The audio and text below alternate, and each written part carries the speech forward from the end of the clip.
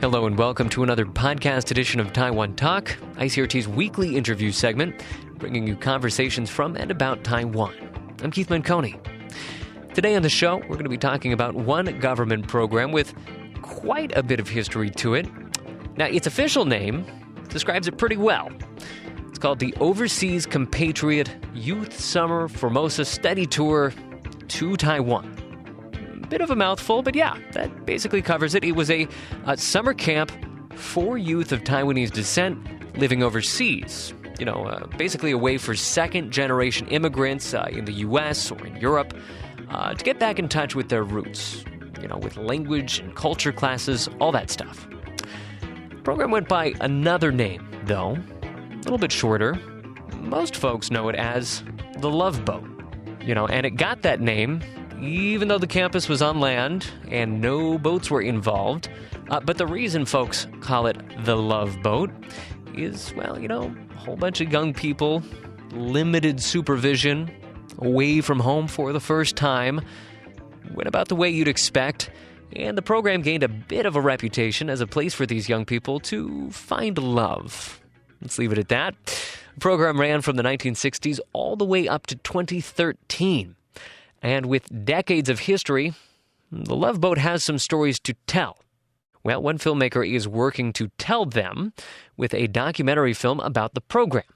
Filmmaker is Valerie Soe, who is also a professor of Asian American Studies at San Francisco State University and a former participant in the Love Boat. She actually just arrived in Taiwan to get some filming done, and I managed to meet up with her at a local coffee shop in Taipei to talk about the film. Busy filmmaker, only spot we could find on short notice, so excuse the background noise. Anyway, very interesting conversation. Here it is. Valerie Soe, thanks so much for joining us today. Thank you for inviting me. So this is a project that you've been thinking about for a while now. You've been working on it for about 3 years. You've already done a number of interviews. So let's just start at the very beginning. What got you interested in this topic originally? I mean, beyond the fact that you were involved in this program yourself, what made you think that this is something that hasn't really been explored enough yet? Well, like you said, I did go on the project when I was in college, and I knew at the time when I went, a lot of people my age would go. It was kind of like a rite of passage for a lot of my friends, Chinese American and Taiwanese American friends. And then I think even after I went in the 80s, which is when I was in college. In the 90s, the program just blew up. It became huge. I believe something like 1,200 people would go every year for 6 weeks. And that continued probably through most of the decade. So I really thought it was interesting because it is a really well-known cultural phenomenon if you're Chinese American or Taiwanese American. But for people who are not either of those, it's maybe something you don't know about. So to me, the dichotomy between something that is so well-known among a certain constituency and then not well-known at all in the general public was really interesting to me. And let's just kind of lay out the nuts and bolts of what you're going to be up to for the next couple of months. What are you going to be spending your time on, in Taiwan? You're on a Fulbright scholarship right now? Mm-hmm. Yeah, I have a Fulbright fellowship, and I also have a fellowship from the Ministry of Foreign Affairs in Taiwan called the Taiwan Fellowship. So it's great. So I have both of these things that are helping me out. You're double fellow? I'm double fellowing. Is that allowed? Shh. Apparently so. All right. We'll only broadcast this quietly. They won't hear. Yeah, I think it's okay. They both know about each other. They're cool with it. And so you're basically going to be going around looking for people involved in this program and getting their experiences this summer. Yeah, I have some people I already know here in Taiwan who have been either, it's interesting. There's sort of there's people who worked on the program from Taiwan, like counselors and so forth, who are Taiwanese, right?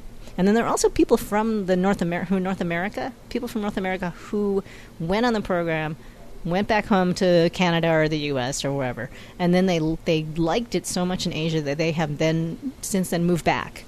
So there's a bunch of those people here in Taiwan, like expats, right? And their first positive exposure to Taiwan was going on the Love Boat. And so I'm talking to some of those people. And then I'm also trying to find, it was a government-sponsored program, so I'm also trying to find government officials who are involved in organizing it and planning it, dreaming it up, if I can find those people from way back then, and just figuring out what the motivation was. Why did they have this program for so long, sponsored by the government? Right. And actually, we know a little bit about that, so maybe we can talk about that right now. Of course, Love Boat was the unofficial name. I mean, there was more official purposes behind it, more legitimate purposes behind it. And in, your promotional material, you kind of break it up into three different groups. You've got the government, and they're in it for their own reasons. You've got the parents, they're kind of in it for their own reasons. And you got the students who are in it for entirely different reasons. So maybe you could break that up for us a little bit and just tell us what we know right now about those three groups.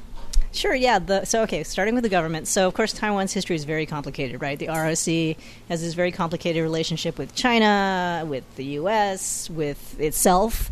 And so originally, as I understand it, the program was developed in the 1960s by the KMT, which was, still in martial law at that point, to try to get support among diasporic Taiwanese and Chinese to support the ROC, especially after the ROC was kicked to the curb by the UN in the 70s. So the term we would use for that now is probably soft power, something along those lines. It is totally a soft power program, and a very successful soft power program because it's been going on. It went on for 45 years, and people have moved back here, and love Taiwan.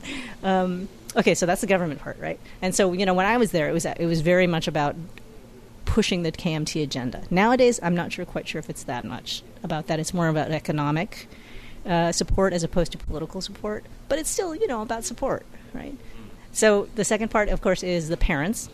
So a lot of Taiwanese Americans and Chinese American parents moved to the U.S. because, of course, they thought of the American dream, that it was a great place to grow up and, to raise kids and to have them grow up for whatever reasons. But what they found was that a lot of those kids then decided to completely assimilate, and they would not then marry other Taiwanese or Chinese Americans. So a lot of the parents decided they would send their college-age kids on this program to then meet other cute and attractive college-age Taiwanese and Chinese Americans and then hopefully marry them. Yeah, and I mean, some of the accounts that I read, the parents are pretty explicit that, they were being a little bit crafty. And some of them were even kind of putting one over on their kids and not fully telling their kids exactly what this program was going to be about. Right. It was officially advertised as a place where you would learn to speak Mandarin. You'd learn martial arts or brush painting or a little bit about Chinese history, or you'd visit the National Museum and go visit, all these other shrines and temples and stuff. But I'm pretty sure the parents knew that it was also about 20-year-olds together on a bus for 6 weeks. Doesn't take a lot to put that together. Yeah. So, but then, of course, the kids then eventually figured that out too, and they were fine with that because, of course, if you're 20 years old or 17 years old or however you are, and you got to spend 4 to 6 weeks in a foreign country completely paid for by the government and your parents, and you had free reign, you could go out and hang out and go to nightclubs at night or the night market or whatever you wanted to do, then it was worth it for the kids to have to wake up and take a few Mandarin lessons and do a little bit of brush painting, because they knew that they also had Taipei at their feet.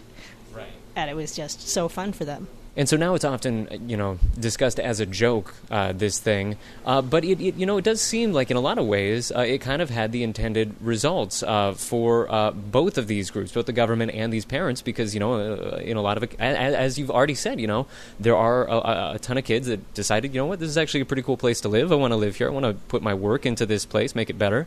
And then for the parents, some of that love did happen. So, in some ways, mission accomplished, right? Yeah, it was actually really, really effective in a lot of ways. Since I started the crowdfunding campaign about a month or two ago, at least a dozen people have written to me from all time periods, from the 70s up until like 5 or 6 years ago, saying, I met my husband, I met my wife on this trip, we have 4 kids. It worked out. I was from Iowa, I never knew any other Chinese people, and now I'm married to one, and yeah. Now, it's interesting because I think in a way the government was really trying to kind of up the national identity of people from Taiwan, people from the ROC. But there's another way to look at it because, a lot of these kids, I think the bulk of the kids are from the U.S., and you read some of these accounts, and it's not so much their specifically Taiwanese or ROC identity that got upped, but more the sense that, they're part of a very specific Asian American experience. And, as you said, a lot of them before had never really considered dating an Asian or marrying an Asian or getting involved in Asian culture. But that definitely coalescing of that kind of view or identity does seem to be kind of a product of this.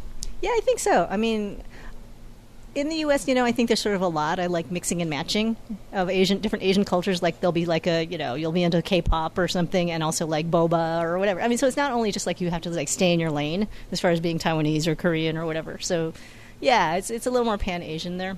So, but there, then there are some people who were really specifically into being like Taiwanese and thinking about like Taiwanese stuff. So, especially I think later on in the like late '90s and 2000s when that Taiwanese identity started to formulate a little bit more, as opposed to like Chinese or just ROC or whatever. But do you think that it had like something of a lasting impact on the Asian Americans, just in terms of thinking of themselves more as a group than before?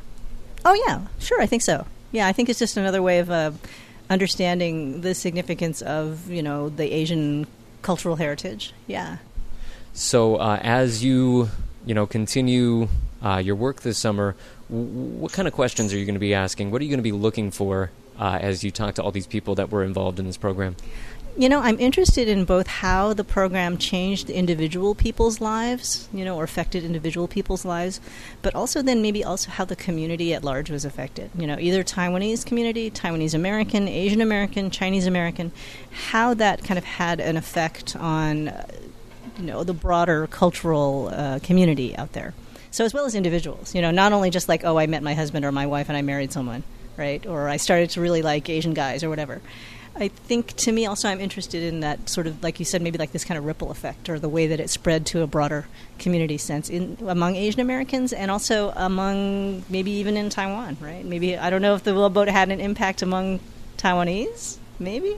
I don't know. Well, some folks probably got spouses out of it, so that's, Yeah, that's another thing, too, I think I'll be looking for when I go back after I'm done here in Taiwan is sort of the flip side of the expats who moved here is like, were there people who were from Taiwan who became so interested in like U.S. culture? Did they move then to the U.S. or did they marry someone from the U.S.?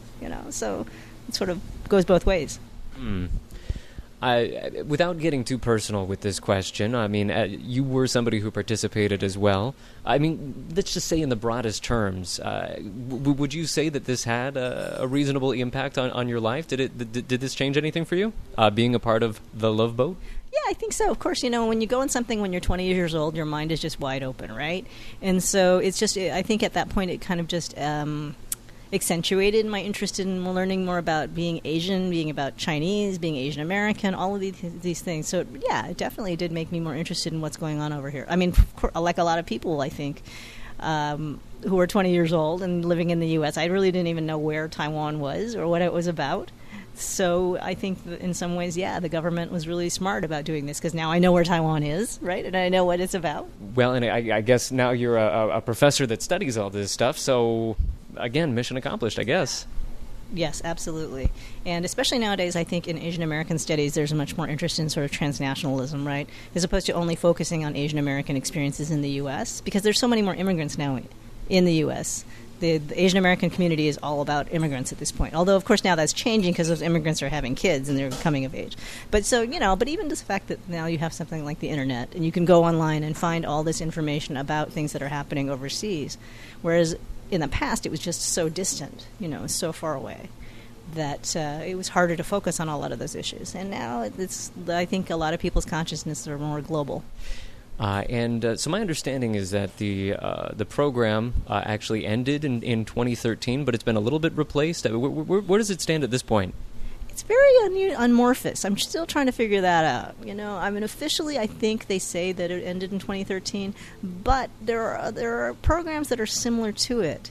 So I have a person coming over who is going on one of those programs that's sponsored by the OCAC, which doesn't stand for what it used to stand for. It used to stand for the Overseas Chinese something, and now it's something else.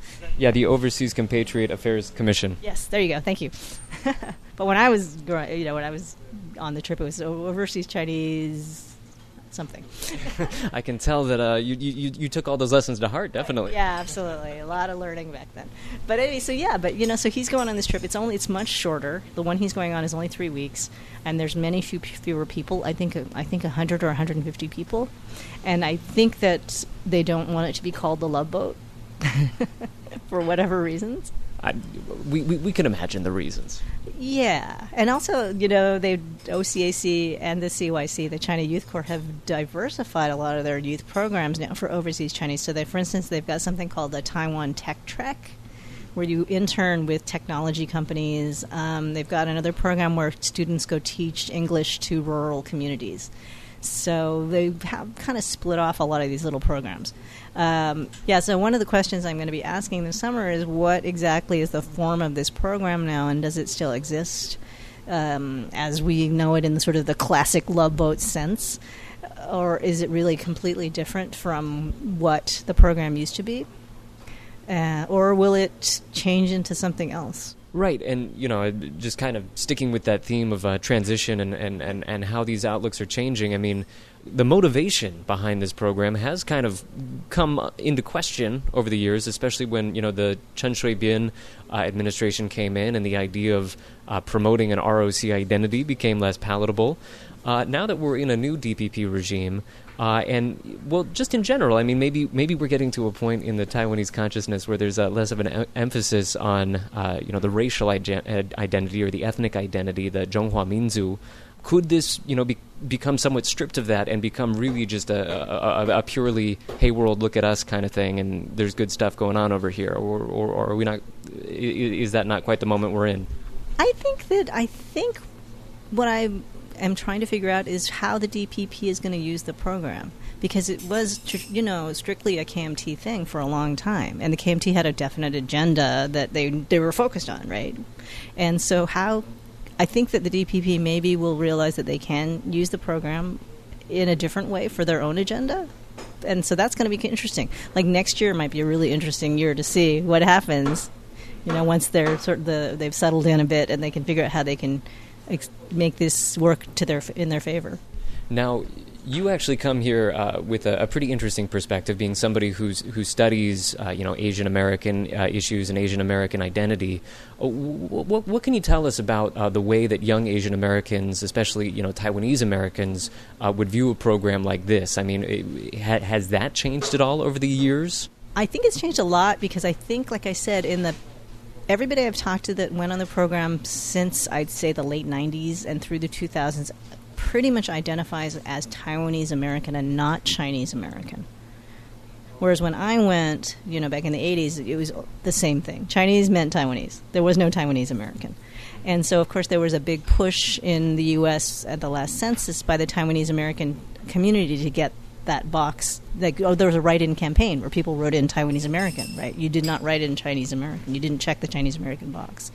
So yeah, there's really a strong sense of people trying to define that identity separate from Chinese American.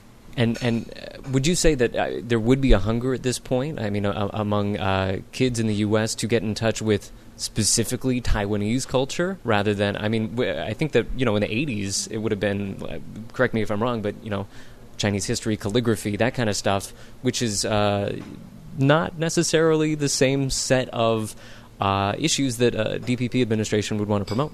Yeah, absolutely. I think that, as far as I can tell, the kids who I've talked to are really interested in the Taiwanese American or the Taiwanese identity, in Taiwan. And, that doesn't mean that there won't be aspects of Chinese culture, too.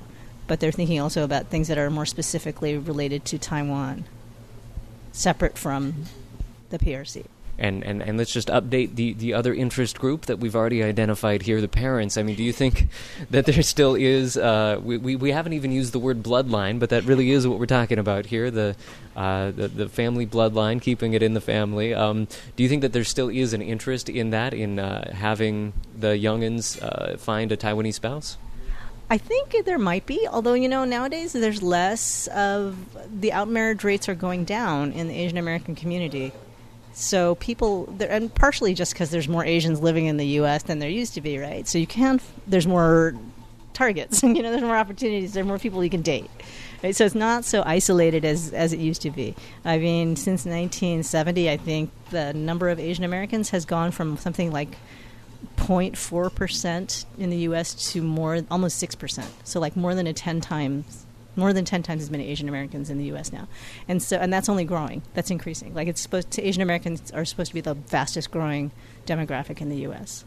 So it might be less pressing for those parents to send their kids all the way to Taiwan just to find someone to marry. So I guess the sense that I'm getting in talking to you that this, looking really at the motivations and why people joined in this program and what they got out of it, this is really a way of clarifying a lot of stuff about, Asian Americans. European Americans also are...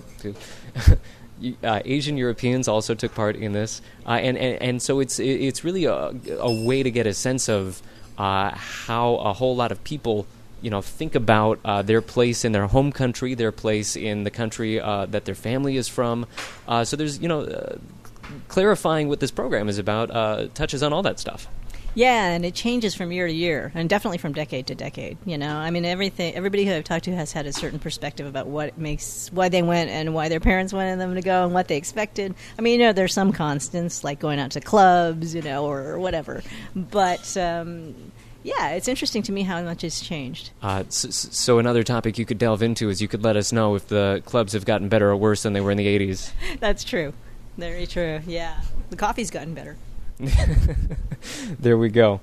All right. Well, just to wrap things up, if you could give us a little bit of information for how our listeners could get involved. I understand that, of course, independent film projects like this is always looking for support. But then even beyond that, you're also looking for more people who could be interviewed as you go through this project.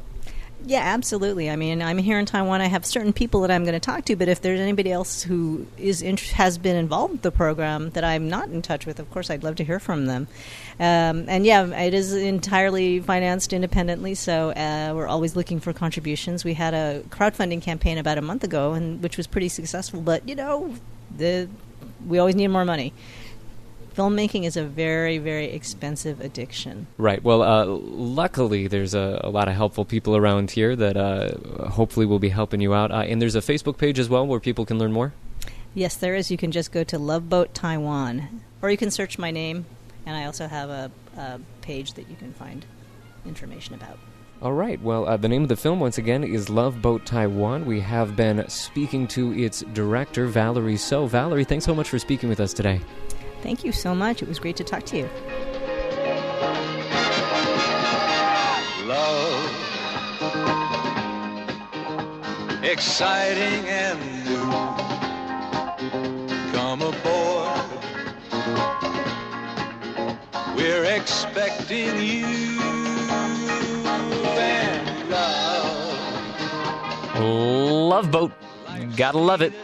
All right, well, we're going to have to sign off in just a second from Taiwan Talk. But before I go, I want to give a very quick plug to a useful page covering Taiwan news.